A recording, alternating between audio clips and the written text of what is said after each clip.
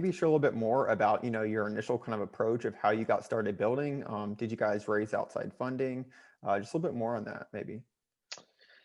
Yeah, so when building marketplaces, I think that one of the things that's common is that you actually do have to invest quite a bit upfront because especially if what you're building is built on network effects and liquidity and scale.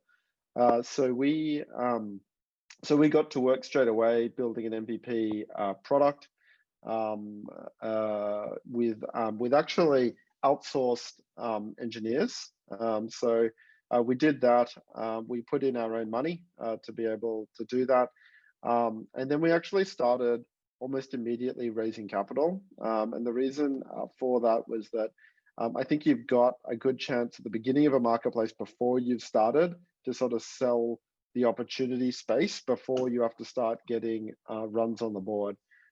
So through the connections that we built in our previous startup, Amasim, we were able to raise about $1.5 million, which was a huge amount of money back then, especially off the back of just a slide deck. And for those first period as we launched the platform, we were just obsessive about building out the liquidity in the marketplace, and so we kept a really tight leash on the burn rate, and we made that money sort of stretch over close to 2 years of operations. And yeah, like I said, in terms of building out liquidity for us, that meant driving the user generated content that's created on our platform, which is tasks being posted, and we just focused relentlessly on that. And it definitely was not the case of like finding silver bullets of things that worked. It was actually about just stringing together customer by customer individually to start building up the basis of that network effect. Looking back on it, there was a clear theme and thesis to what we did, but at the time it was definitely just acting on gut. Yeah, that definitely makes sense. So maybe what were some of those like the initial kind of suppliers? Like what were some of the kind of services that people were offering, and then some that people were looking for kind of in the early days, and maybe how did that potentially evolve? So one of the things about Airtasker is that it's actually a demand-driven platform. So the way it works is that you post a task as a customer. You post a task outlining the service that you're looking for, and that's done through an open form. And then taskers, service providers, will actually like make quotes or make offers against that task that was posted. And so they're almost reacting to that initial content that's created, which is the posted task. This is really tough because, as with most marketplaces, it's often demand constrained, and that's where you're putting all of your effort. But we had this sort of doubling down of that problem because, without the demand, you couldn't actually build the supply. What we kind of realized is that in order to like build a marketplace from zero, you have to think about how you can create like a 10x, like an amazing customer experience on both sides of the marketplace. And you've got to understand what drives that customer experience. So for us on the supply side of the market, it was kind of easier because what we realized is that everyone wants to earn money. So that's kind of like everyone likes money, everyone wants to earn money. It's a common language. So we kind of already started with a pretty strong proposition on the supply, the service provider side of the market. And we sort of turbocharged that by just removing all of the friction from that process. So we started out as an open marketplace where you could really start by just sort of like signing up with your email address. So very low friction. As a tasker, you could also instantly get started. So that provided like that instant gratification thing. You didn't have to wait 3 days for your account to be approved or anything like that. And then the third thing was that we created a pricing model, a revenue stream, in which it was totally win-win for the service providers. So You didn't have to pay anything upfront, and you didn't have to take any risk that Airtasker was going to work for you or not work for you.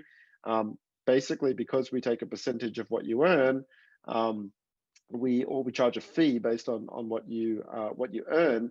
There was no risk involved. So that sort of sorted out the supply side of the market, which allowed us to focus on the demand side of the market, which was getting these jobs posted. And what we realized is that um, what Airtasker does well is that it allows you to get any kind of job done. So not just cleaning and gardening and hiring an electrician. It allows you to, if you've got a drone stuck in a tree, you can find someone who can get it down for you. Or if you need someone to like translate something from Hebrew to Japanese, in a live meeting, Airtasker will allow you to do that. And so what we did in retrospect is we focused on these like long tail of tasks, these things that you couldn't get done through traditional means like the yellow pages or through Thumbtack or something like that. And by doing that, we were actually creating an experience for customers which was like 10x better than what they could get elsewhere, because there wasn't any elsewhere that they could go to get those kinds of things done. And so by focusing on that long tail, we were able to create a great customer experience. And that's how we were able to build that initial liquidity on the demand side. Nice. Thanks for sharing more on that. So how did you identify, I guess, at first? Did you kind of come up with like these the most common kind of the needs, and would you then kind of market those and acquire those as far as the people that are looking for that demand? Or could you maybe speak to how you kind of thought about that? Yes, I think coming back to that 0 to 1 stage, we definitely did a combination of going after sort of existing service categories and trying to get really efficient at acquiring people for cleaning jobs or for handyman jobs. These services that already existed. But what I would say is that that wasn't our differentiated advantage in the beginning. And so it was really hard to make that efficient, and that would manifest itself in the sense of like, you know, Google Ads, it'd be a $50 cost per acquisition to acquire, individual customer. And, thankfully our transaction size is decent. It was around, $100. And, we would make a 20% cut out of that. But obviously if it's costing $50 to acquire customers, that's not something that's going to be sustainable for a long period of time. And so at the beginning, I think it was quite important for us to focus on the long tail and how we could inspire customers with all the different things they could use Airtasker for, because that's where we were uniquely positioned. And then as we moved into that second stage, and once we built some liquidity, the network effects actually made the product better. The speed that you would get a response started coming down. The quality of the offers that you would get through the platform started to, really, really improve. So all of these things started to move in the right direction, which actually made marketing in some of those traditional channels much more efficient. And so, the cost of acquiring a customer through Google was coming down, and so eventually we could also tap into those channels. But I think the really important thing is that in that 0 to 1 stage, if we'd only focused on sort of traditional and existing categories in which there's intense competition, it would have been, it wouldn't have been sustainable to do that for too long. Yeah, nice.